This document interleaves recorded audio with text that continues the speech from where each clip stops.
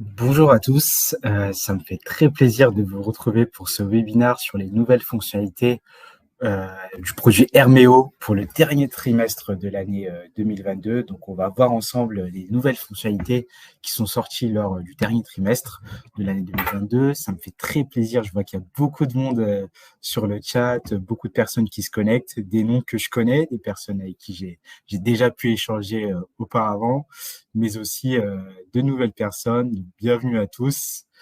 Je vais me présenter rapidement en attendant que vous puissiez vous connecter tranquillement. Donc, je m'appelle Ludovic Sivagoumar. Ça fait maintenant 3 ans que je travaille chez Armeo. Donc, je travaillais en tant qu'ingénieur support et chargé du support pendant quasiment 2 ans et demi. Donc, j'ai pu échanger avec pas mal d'entre vous. Et depuis quelques mois, je travaille en tant que product manager. Donc, en tant que product manager, mon rôle, ça va être de collecter et d'analyser les besoins clients, donc vos besoins à vous, pour ensuite les traduire en fonctionnalités auprès de l'équipe technique. Et je vais travailler derrière sur tout ce qui est suivi des fonctionnalités jusqu'à la livraison et à la présentation de webinaires comme aujourd'hui. Donc le webinaire que l'on fait aujourd'hui s'inscrit dans notre démarche produit Herméo. Le but, c'est de vous faire un webinaire par trimestre à peu près pour que vous voyez les nouvelles fonctionnalités que l'on sort et pour que vous puissiez en fait tout simplement voir comment les paramétrer et les appliquer derrière sur vos cas d'usage, sur vos environnements Hermeo. À cela, on envoie aussi, à cela s'ajoute une newsletter, donc une release note, donc une sorte de résumé écrit du webinaire que je vais vous faire aujourd'hui. Vous allez voir donc les différentes fonctionnalités. Et juste après ce webinaire, on va vous envoyer aussi le lien du replay.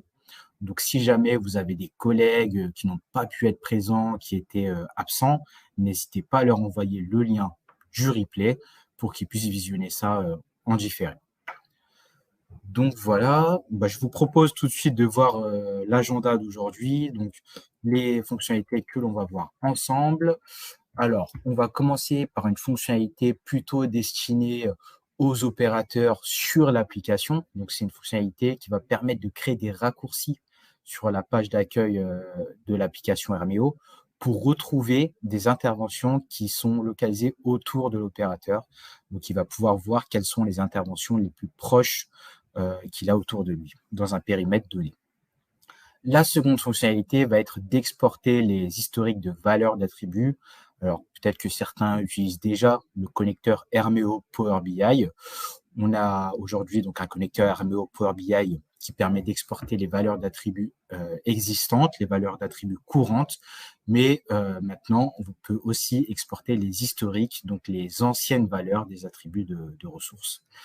On a une troisième fonctionnalité qui va être de configurer des valeurs par défaut sur les briques choix multiples. Jusqu'à aujourd'hui, on ne pouvait pas mettre des valeurs par défaut sur les briques choix multiples.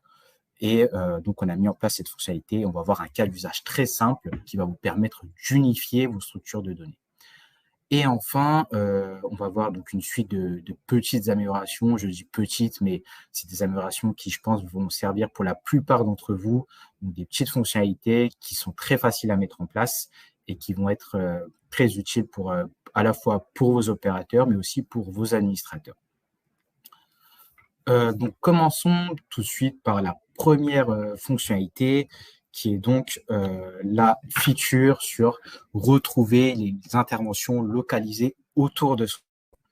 Donc, pour ces interventions qui sont localisées autour de l'opérateur, aujourd'hui, en fait, l'opérateur terrain, quand il utilise l'application Hermeo, c'est difficile pour lui de retrouver ces interventions-là, de savoir lesquelles sont les proches de lui. L'attribut de type coordonnées GPS sur les interventions n'est pas forcément ne peut pas être forcément utilisé à bon escient pour l'opérateur terrain. Donc, on a remédié à ça en créant une fonctionnalité qui va permettre à l'opérateur terrain de gagner du temps, donc en lui permettant de voir rapidement les interventions qui se trouvent autour de lui et surtout de pouvoir y accéder en quelques clics directement depuis sa page d'accueil. Donc, je vais vous montrer comment mettre en place cette fonctionnalité sur Hermeo. Donc, on va se rendre sur la plateforme Hermeo. Donc, je suis sur ma plateforme Hermeo, je suis dans l'onglet Intervention et quand je vais dans les attributs d'intervention, je vois qu'il y a un attribut qui s'appelle localisation. Donc, c'est un attribut de type coordonnées GPS. Et si je regarde ma liste d'interventions, donc je vois j'ai par exemple des interventions planifiées.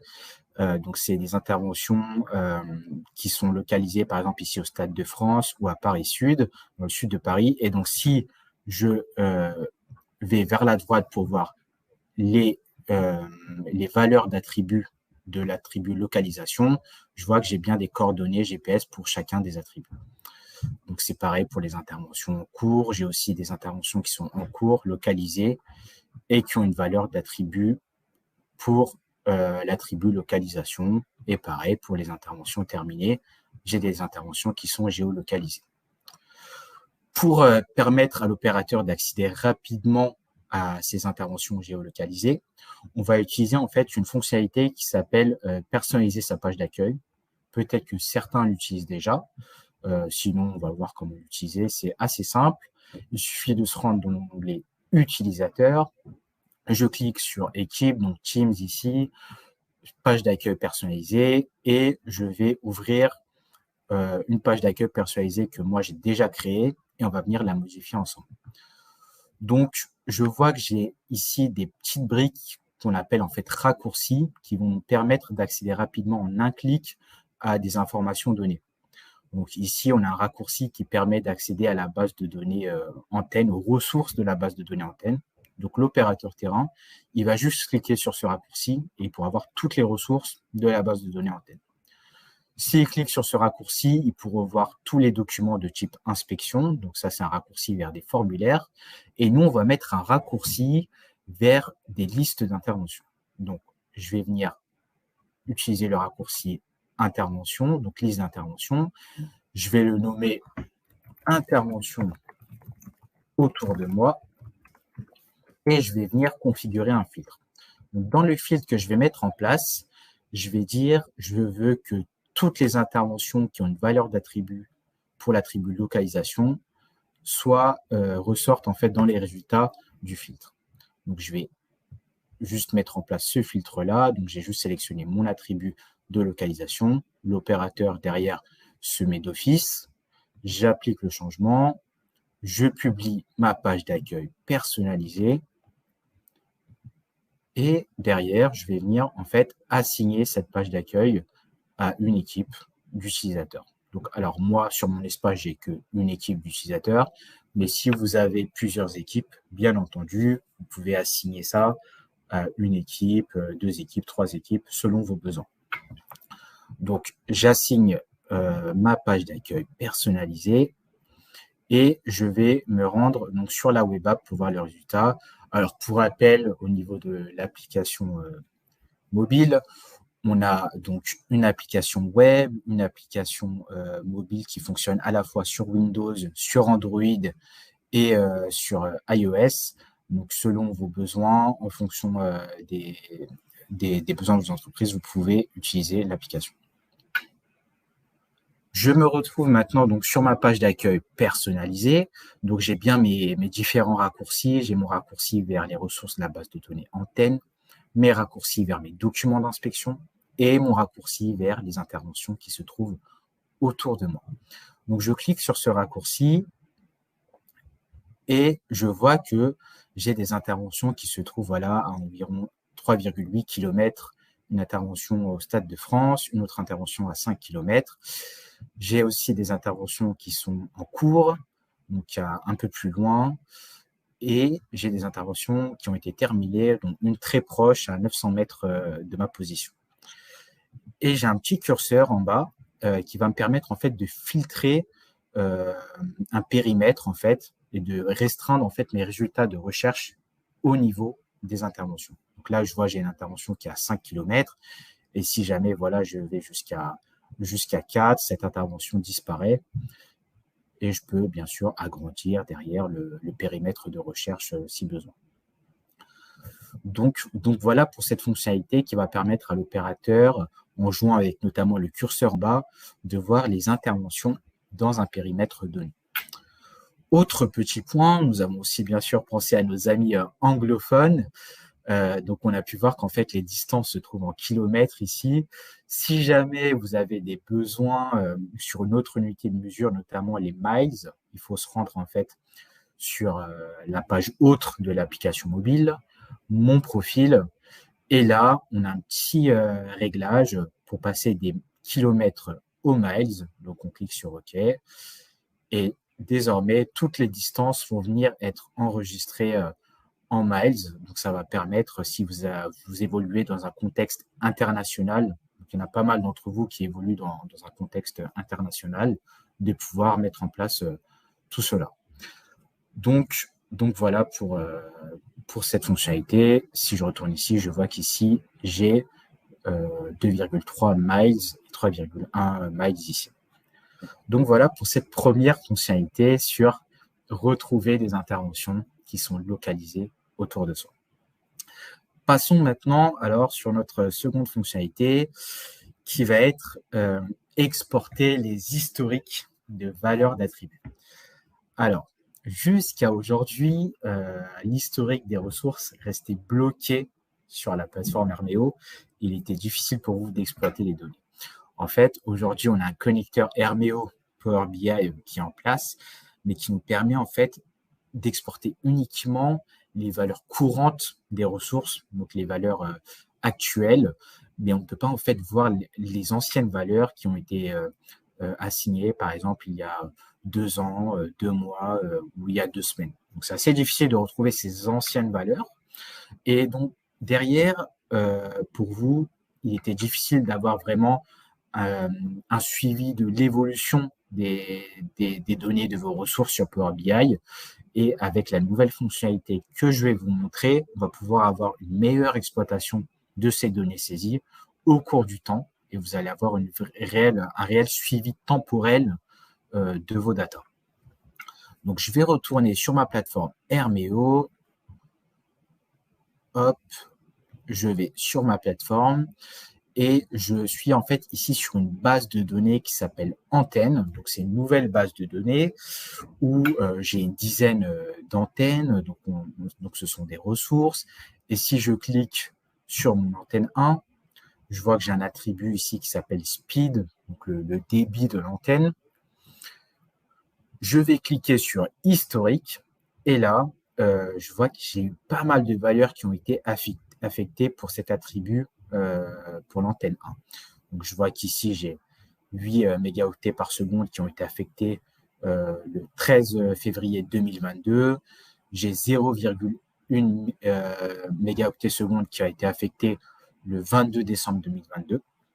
Donc, j'ai différentes valeurs qui ont été affectées dans le temps. Si je retourne sur ma liste de ressources et que je sélectionne toutes les ressources, je vais cliquer sur exporter. Je vais avoir 2 nouvelles petites options. Alors, la première qui est exporter l'historique des ressources.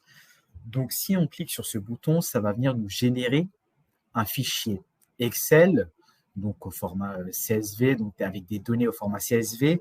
Vous allez en fait avoir toutes les modifications qui ont été faites sur les attributs de vos ressources. Donc, une ligne égale une modification. Vous allez avoir un grand fichier Excel.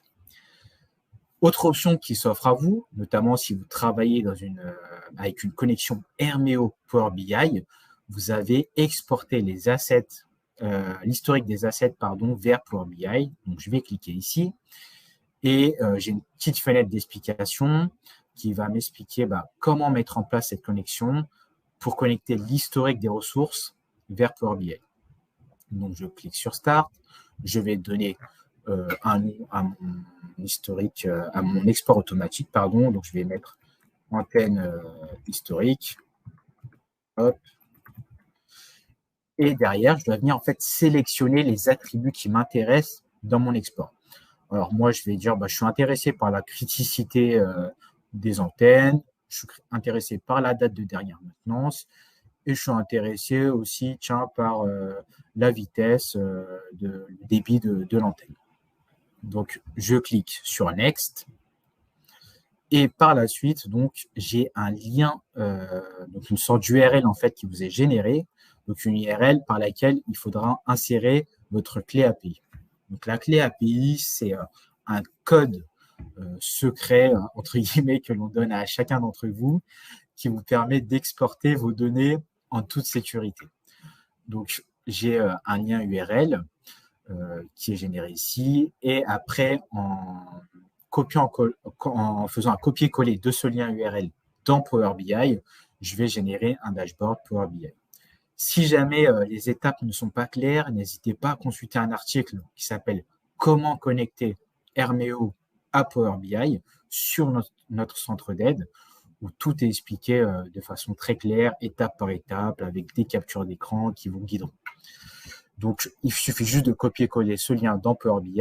Alors, moi, pour gagner un peu de temps, j'ai déjà copié le lien en question et je vais aller sur mon dashboard Power BI.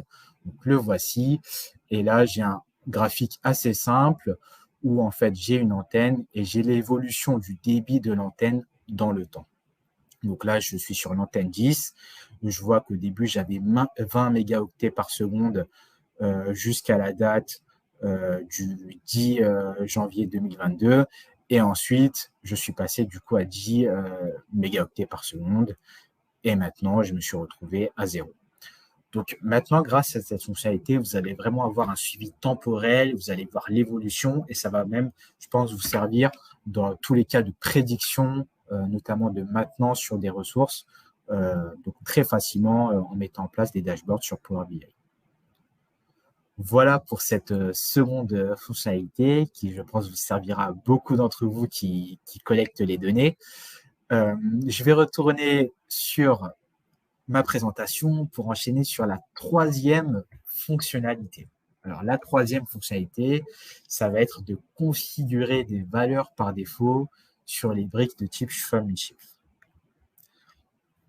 Pour cette fonctionnalité, aujourd'hui, alors, je pense qu'il y a pas mal d'entre vous qui sont déjà allés sur le studio d'édition et qui ont pu manipuler des tâches de type choix multiple.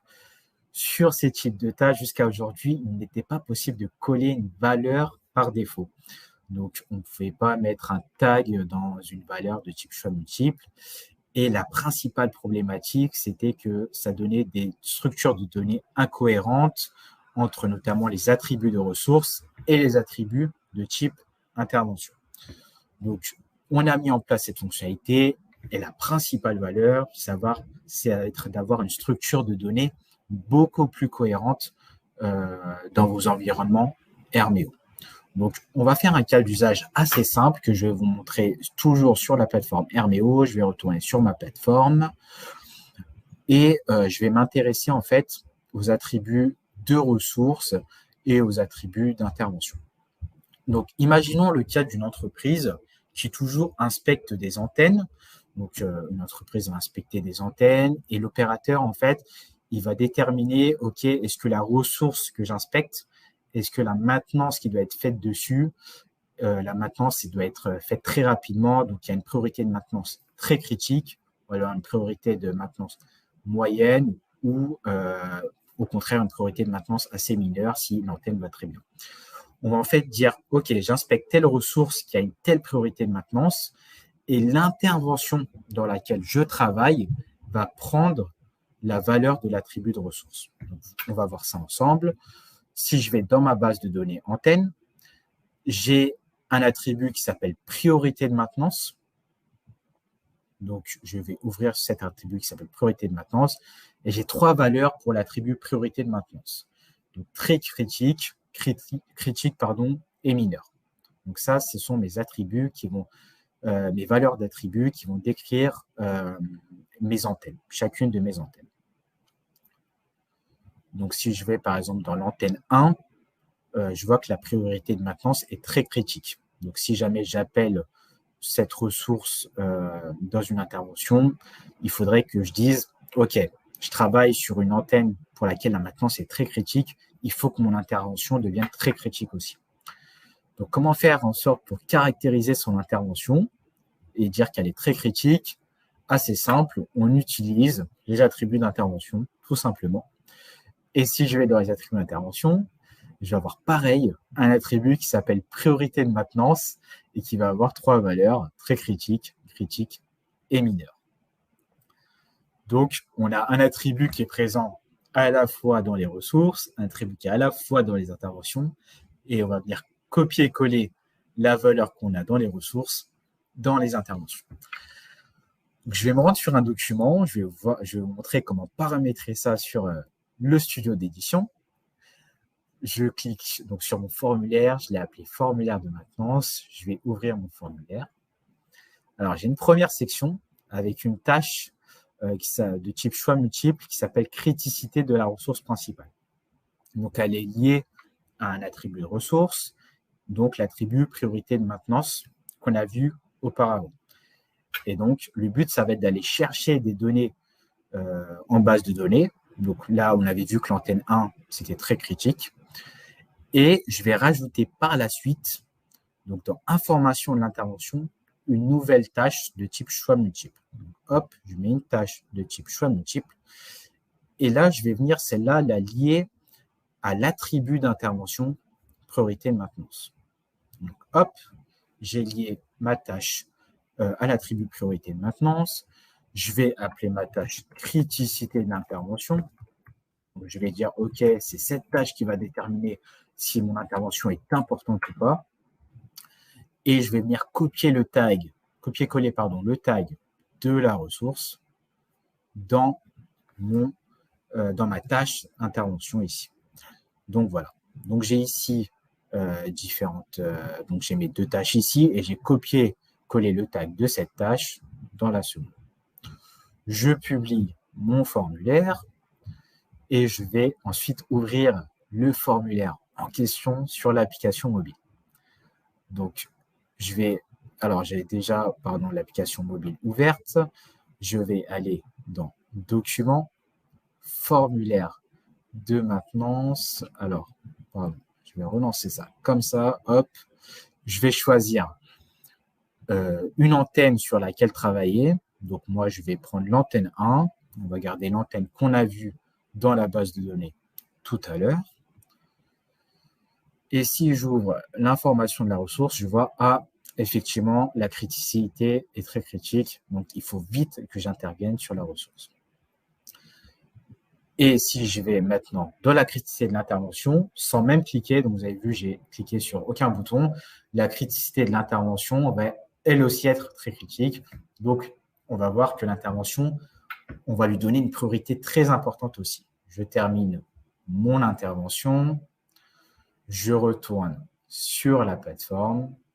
Je vais dans la liste des interventions terminées. Et donc, si je vois l'intervention que j'ai effectuée à l'instant, hop, je vois que l'attribut priorité de maintenance est à très critique. Donc, on est venu prendre une valeur d'attribut sur les ressources pour la coller dans les attributs d'intervention. Et donc, bien entendu, on peut faire l'inverse, prendre une valeur d'attribut d'intervention et la coller dans les ressources. Donc, ça dépend derrière de vos cas d'usage, de vos besoins. C'est vraiment à votre guise. Moi, j'ai fait le choix de prendre ressources vers intervention. Il y a plein de cas, bien sûr, différents qui peuvent être mis en place. Donc, voilà pour cette troisième fonctionnalité qui, je pense, va servir à beaucoup d'entre vous. Je vous propose alors de repartir sur ma petite présentation et de passer alors sur les autres fonctionnalités, sur alors les petites fonctionnalités qui vont, je pense, servir à pas mal d'entre vous. La première étant personnaliser l'affichage des sections répétables. Je vais retourner de suite sur la plateforme pour vous montrer tout ça. Alors, ça se passe sur le studio d'édition. Je vais retourner sur mon fameux formulaire de maintenance. Je vais créer une nouvelle version. Donc, pour pouvoir modifier mes données. Donc, voilà, la nouvelle version va s'ouvrir. Et sur mon formulaire de maintenance, j'ai une brique qui s'appelle « Déclarer des anomalies diverses ». Donc, en fait, le but de cette section répétable, l'opérateur, en fait, imaginons qu'il fait des inspections de rails sur le terrain. Et à chaque fois qu'il va inspecter ces rails, à chaque fois qu'il va tomber sur une anomalie, il va pouvoir créer une itération et dire je vois une anomalie, je vais la décrire, je vais dire à quel point elle est urgente ou pas, je vais prendre une photo de l'anomalie et je vais pouvoir dire quel est le type de l'anomalie. Est-ce que c'est une anomalie électrique ou mécanique? Et notre fonctionnalité, elle va permettre en fait à l'opérateur d'avoir une sorte de prévisualisation de toutes ces données-là. Donc, je clique sur ma brique section répétable. Je clique sur ici le petit bouton qui va me permettre d'afficher l'affichage des listes. Et donc, je vais pouvoir en fait copier-coller les tags qui sont contenus dans ma section répétable. Donc ici, ma brique description de l'anomalie, urgence de l'anomalie et type d'anomalie et la photo de l'anomalie. Donc, je vais copier-coller tout ça dans cette petite fenêtre qui va permettre en fait de donner une sorte de prévisualisation à l'opérateur. Donc, sur l'application, à quoi ça ressemble, on va voir ça de suite ensemble. Donc, le but, c'est vraiment de permettre à l'opérateur d'avoir une vision globale de toutes les anomalies qu'il a déclarées très rapidement, en fait, en un bout de temps. Donc, ça va vraiment l'aider à voir très rapidement ce qu'il doit faire. Je clique sur démarrer mon intervention et là, je vais avoir ma petite brique déclarer des anomalies diverses. Donc, je clique dessus. Je vais dire, je fais des inspections de rails et le rail que j'ai inspecté est cassé. Hop, je mets rail cassé. Je vais dire que c'est quand même assez urgent, qu'il faut intervenir très, très vite. Je vais choisir une photo. Donc là, moi, je vais choisir dans mes fichiers, mais bien entendu, sur l'application, sur le terrain, l'opérateur prendra une photo directement de l'anomalie et je vais dire que c'est une anomalie mécanique. Je valide tout ça et là, qu'est-ce que je vois? En fait, je vois effectivement une sorte de prévisualisation des données que j'ai renseignées. Donc, on imagine le cas où l'opérateur doit avoir 10, 15 anomalies à renseigner. En fait, directement à la racine du formulaire, il pourra voir tout le contenu de ces anomalies sans même avoir en fait à cliquer dedans. Donc, sans avoir à cliquer, il va voir même les images des anomalies, etc. Donc, dans cette liste-là. Donc, c'est vraiment pour permettre à l'opérateur de faire moins de clics et d'avoir une vision globale de tout ce qu'il a déclaré dans son intervention. Je vais tout de suite retourner pour pour voir la suite des petites fonctionnalités. Alors, on a deux autres fonctionnalités que l'on a mis en place. Alors, tout d'abord, le management des licences inter-workspace. Donc, le but, ça va être de gérer des licences pour les personnes pour les clients qui ont plusieurs workspace, plusieurs environnements Herméo. Et on a une autre fonctionnalité qui va être l'horodatage des rapports. Je vais vous montrer tout ça sur la plateforme. Donc, je vais retourner sur ma plateforme. Si je vais alors dans l'onglet utilisateur, hop, je vais plutôt aller sur cet espace-là.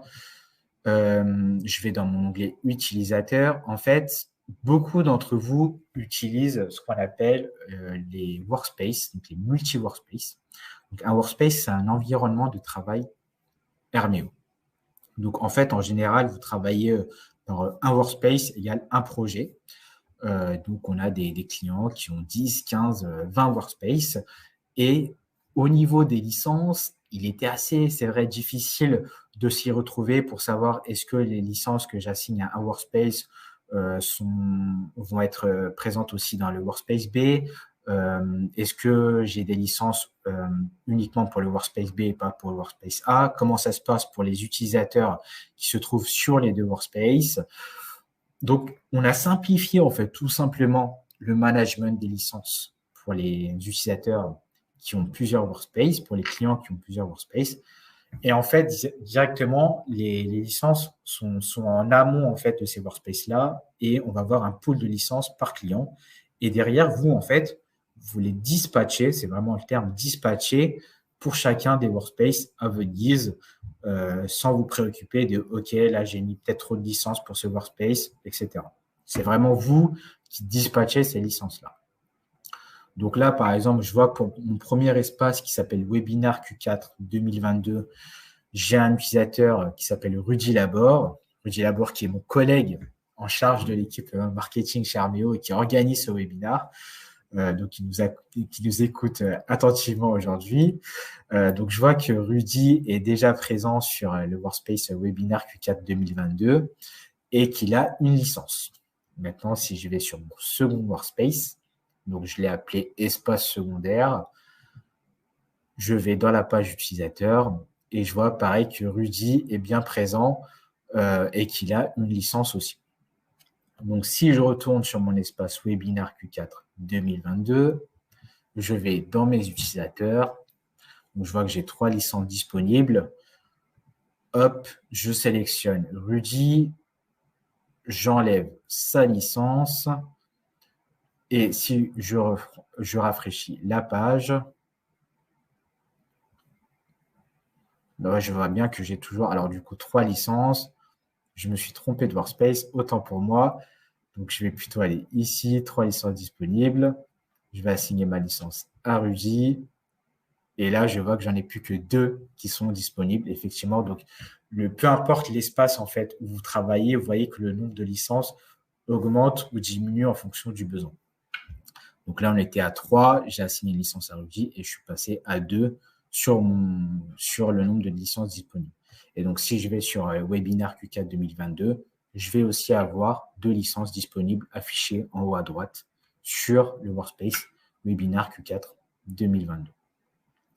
Donc voilà pour cette amélioration au niveau de la gestion des licences dans les workspaces.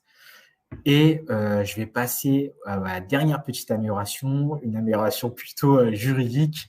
Alors, on a pas mal de nos utilisateurs qui travaillent dans le domaine du C2E, donc les certificats d'économie d'énergie, donc un domaine qui est soumis à pas mal de réglementations.